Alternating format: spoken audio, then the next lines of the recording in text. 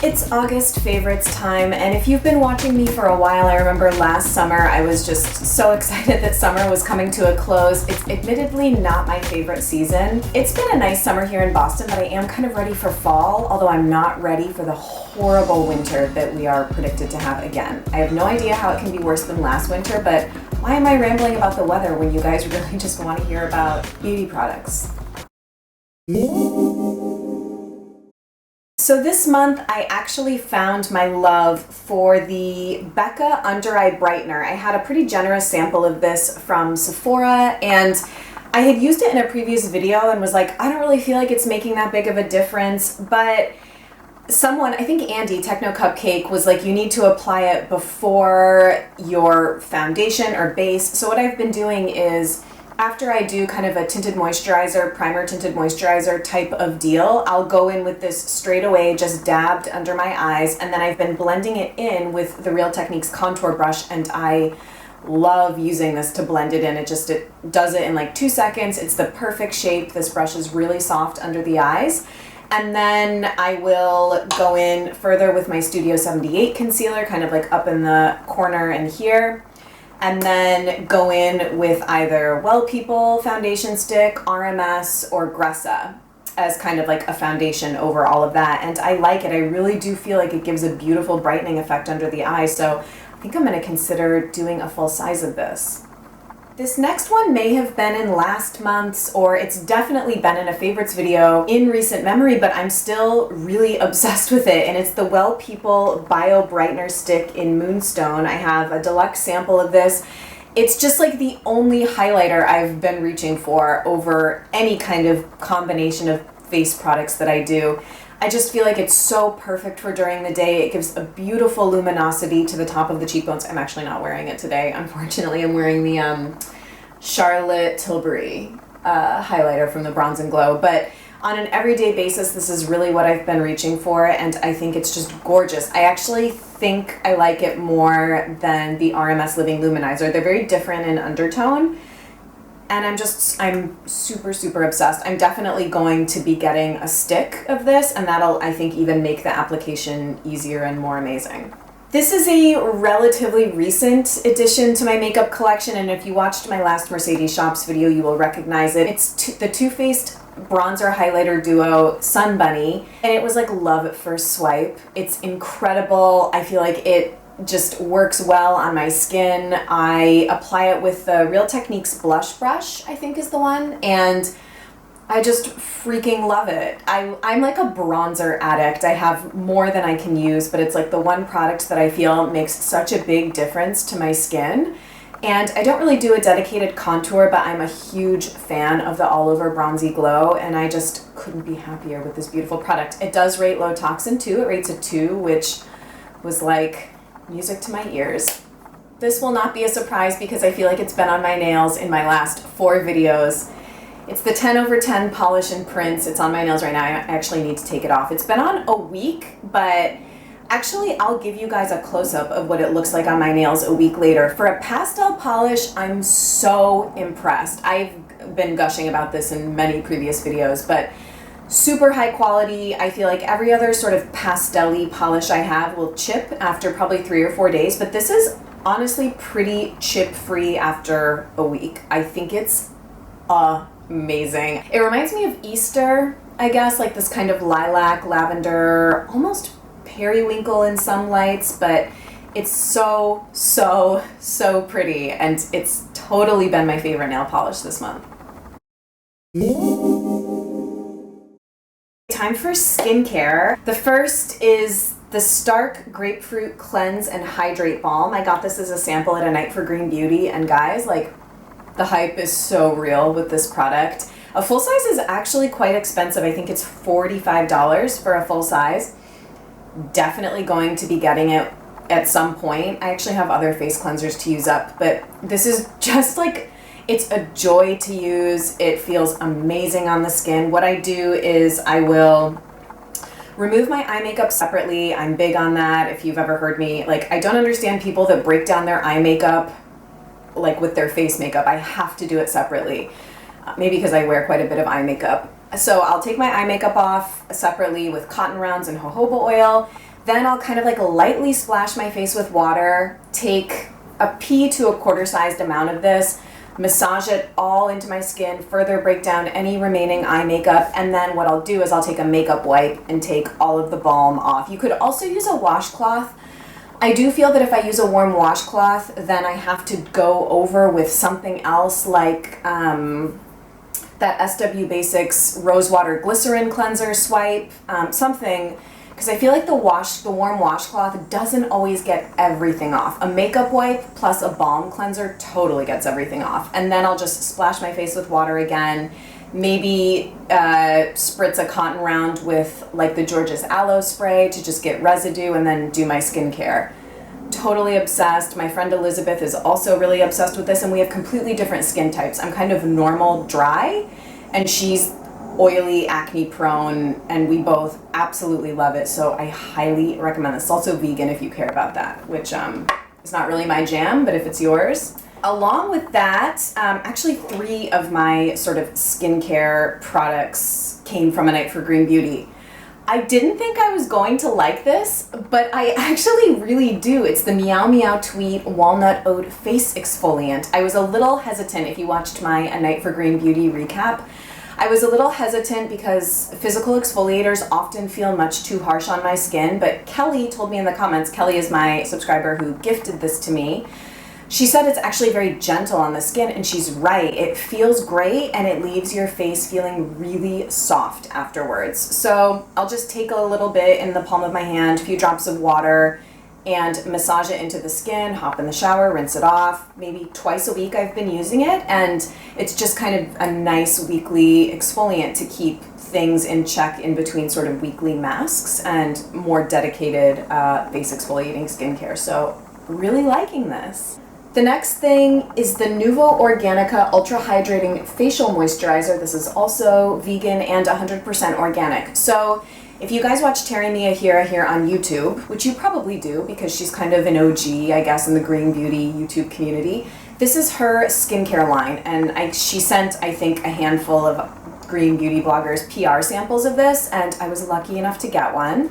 I feel it's very important to disclose that. I actually recently started putting a disclaimer in the description boxes of my videos about PR samples, what I spend my own money on, because that sort of transparency in YouTube videos is extremely important to me. So I did not pay for this with my own money, but I'm very thankful to have it, and I've been totally enjoying it, and I think I would highly recommend it, especially coming into the kind of fall, winter months. It's basically a balm. You could use this as a cleanser. What I've been doing is just using it as a light moisturizer at night over serum or an oil. Actually, no, I'll do a serum and an oil, or a serum and this. My skin has just really not been super dry. My skin did kind of like a big turnaround in like February, March. I don't really know why. It used to be so parched and dry, and like I couldn't do anything to really get it to be normal, and now it's normal. And I attribute it mostly to sleeping with a humidifier, doing like a fair amount of detoxing protocols like liver cleanses and coffee enemas and stuff like that. So I just kind of feel like something recalibrated in my system, and my skin has been more normal lately. I really do like this product. It smells really pleasant, very pure smelling. The first ingredient is shea butter, which I'm sort of always on the fence about because shea butter is a very, very refined product usually in skincare. And I'm not sure what Terry's stance is on that. I kind of am not super nuts about shea butter, although the May Lindstrom Blue Cocoon also has shea butter as a predominant ingredient. Coconut oil, argan oil, evening primrose oil, rose hip, and then sort of a blend of different essential oils. It's very, very nice. It's quite affordable. I wish it came packaged in glass. That's the only thing. It is in plastic. But anyway, I've been gassing on about this for too long. The next thing is sort of a hybrid skincare, body care, hair care, and so it's in my sort of skincare discussion, but what I've been using this for is more for hair care. It's the Mahalo Vacation Glow. I picked this up in a Mahalo Discovery Kit at A Night for Green Beauty. I have more thoughts on Mahalo. I might actually do a flash review video on the 4 products in that box once I've used them all and have a fair assessment, but So far my reviews are mixed if you would like a preview. However, this is probably my favorite product from that box. It says it's an energy-infused body and hair oil to nourish and balance. It's way too strongly scented to use on the body, I think. It has a very strong scent, and I almost feel like it's more like a perfume. Take a drop and like rub it here. You can smell it on you. It's that potent. It's beautiful on the ends of the hair. If you remember in one of my recent videos, I was talking about how much I really liked the sample of the La Bella Figura jasmine hair oil I had. I love putting a scented hair oil on the ends of my hair because they linger in my hair and I really can smell it hours later. This is no exception. It gives a very kind of deep, sensuous smell. These products remind me, this is so random. I grew up in Ithaca, New York. There was this store in Center Ithaca called House of Shalimar, and it was sort of like a world goods store, and that's what this smells like to me, the way that store smells. That is so random. I will give major props to anybody that has been to House of Shalimar in Center Ithaca. And then the last bit, I guess, in this category is something my amazing friend Nadine sent me. I mention her in every video. She sent me this in a care package. It's the Zabana Essentials Lime Berry Basil Deodorant Stick, baking soda free. Where do I begin with this? I love that it's in a stick. That's very novel, I feel like, for an all-natural deodorant. It just seems like everybody is having to use their fingers to apply all-natural deodorants. Love that it's in a stick. Love that it's baking soda free and also very effective. This reminds me very closely of the La Vanilla deodorant. It's a little heavier than that, I guess I would say. The La Vanilla deodorants are so light, they're not the most effective at odor protection. This I have found to be very effective. I'm trying to use up the Meow Meow Tweet lavender deodorant cream with baking soda. And then I'll put this on top, but I've also worn this alone and I think it's very, very effective. So if you are looking for a baking soda free all natural deodorant stick, I'd highly recommend checking this out. The scent is very fruity and I think that's why it reminds me of La Vanilla. So really a winner. Okay, so for lifestyle this month, I already did an Instagram post about this, but I'm going to mention it. I finally got on the cold brew coffee bandwagon. I don't know where I've been. I know it's been a thing for a while, but my new thing is picking up the sort of pre-packaged cold brew coffee at Whole Foods. It's so concentrated that I feel like I just need a really small amount. I then went on kind of a bender researching cold brew coffee. Like Starbucks now has cold brew. It's just like the thing. I think the reason I like it is because there's some sort of like alchemy that happens when dairy hits cold brew coffee versus when dairy hits regular iced coffee, which is basically coffee that has been brewed hot and then chilled, versus cold brew where it's this long, arduous process to brew the coffee with cold water. It takes a long time, but there's some kind of like chemistry that happens, and so cold brew coffee is much more conducive to having with milk, and so I just put a splash of whole milk in with this. It just tastes creamy, less acidic, really delicious. I feel like the caffeine buzz is more intense, so I only have a little bit, but yeah, I'm gonna shut up. But I'm a big, big fan of this month. I'm really excited to tell you guys about the book that I've been reading this month. I'm actually not entirely done with it. I'm that far through, but if you remember last month, I was telling you guys about the constructive rest position as a way for gently releasing the psoas muscle, which is a really amazing muscle deep in our bodies. I've learned like so much here and there about the psoas from what I was telling you about last month and now this book, because there's sort of a link between them. The psoas is a muscle that connects your spine to your legs. So it's basically the muscle that connects your upper and your lower body. The psoas is the muscle that constricts when we face stressful situations unconsciously. So it can lead to lots of different problems, like most commonly back problems, lower back problems. I highly recommend checking out this book by David Berceli called The Revolutionary Trauma Release Process. What it is a series of exercises that this guy, David Berceli, developed. He has a very interesting past, kind of has worked in lots of war zones and conflict-ridden places around the world. He developed these series of exercises to induce neurogenic tremors in the body. And what happens is when you induce neurogenic tremors, it's a way of not mentally or emotionally releasing trauma, but physically. So I've been doing these exercises for the last couple weeks. I feel very relaxed after I do them. I've been sleeping better. About this, if you have questions, please ask me, but I highly, highly recommend checking this out to add it to your arsenal of self-care tools. I do have a favorite YouTube channel this month, and it's the channel A Little Bit Etc. Someone on my channel recommended that I check her out. I believe her name is Marie, and she's kind of a high-end makeup, not green or organic, blogger and YouTuber. She just has such a relatable personality.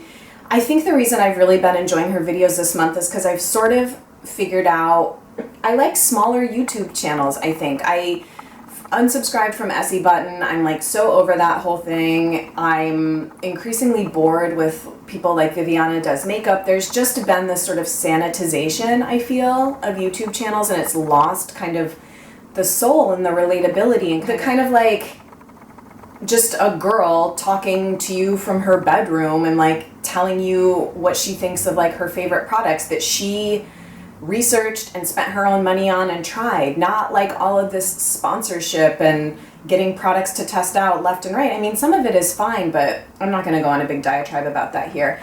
A Little Bit Etc. just has a really relatable, fun personality, and if you don't care that she doesn't use green organic beauty products, if you're just a beauty junkie, you'd probably really like her videos. And she has an adorable little black pug named Elmo, and she shows him sometimes, and he's just so cute. I just want to squeeze him. So yeah, go check her out. I have also this month a favorite new blog. I'm not a big blog reader, to be honest. I used to be, but since I developed a YouTube addiction, I don't really read blogs as much. But someone that shows up in my Facebook feed, she's an Ayurvedic practitioner, yoga instructor, posted about Amy Chaplin, who I had never heard of, but she's a vegetarian cookbook author and maintains this beautiful blog, amychaplin.com. Also, I read her little bio. She used to be the head chef at Angelica Kitchen, which I never ate at, but I knew about it. I used to be like vegan, vegetarian back in the day, and I was like so obsessed with all that stuff. I couldn't be farther from that now, but I remember always wanting to go to Angelica Kitchen in New York. So she used to be the former executive chef there. Anyhow, I took one peek at her food blog and I felt so taken with it. The photography is stunning. The recipes they're all vegetarian, but obviously you can adapt them how you will. They're just focused on fresh, whole foods, and they look like so delicious. So check out her blog if you're kind of looking for some new food inspiration. And she has a cookbook that just went into my Amazon cart called At Home in the Whole Foods Kitchen, and it won a James Beard Award, so you know that it's good. Lastly, for music this month, I have two things to recommend to you. The first are a couple of tracks off the album Down to Earth by a group called Flight Facilities. There's actually been a track that I've known and loved for years called Stand Still. I always had the Mario Basanov remix, which is amazing if you're into kind of like house electronic music. I finally listened to the original, which I had never listened to, and it's just such a fun, summertime, lighthearted, beautiful little track. Wow. I also really love the song Two Bodies off that same album. And then the other thing is a recent release from All Day I Dream, which is a label/party that happens in Brooklyn in the summertime. And it's put on by one of my favorite DJs, Lee Burridge. I know I've mentioned him on my channel before. It's very dreamy house music, and it's one of my absolute favorite sounds. The parties are incredible, and they put out a summertime sampler of tracks. So I'll link it down below. You can buy it off beatport.com, but I wanted to just tell you the two tracks of mine that are my favorite from there. One is by Yoku called Valley, and then the Lauren Ritter track, Glass Houses. Those are my two favorites. So I hope you'll check it out, and I hope you'll love those beats as much as I have been loving them this month. Thank you guys so much for tuning in for these monthly favorites. One of my favorite kind of videos to put together. I hope you liked this month's picks. Definitely let me know if you have questions. Please subscribe if you'd like to see more of my videos, and I'll see you in another one really soon. Bye.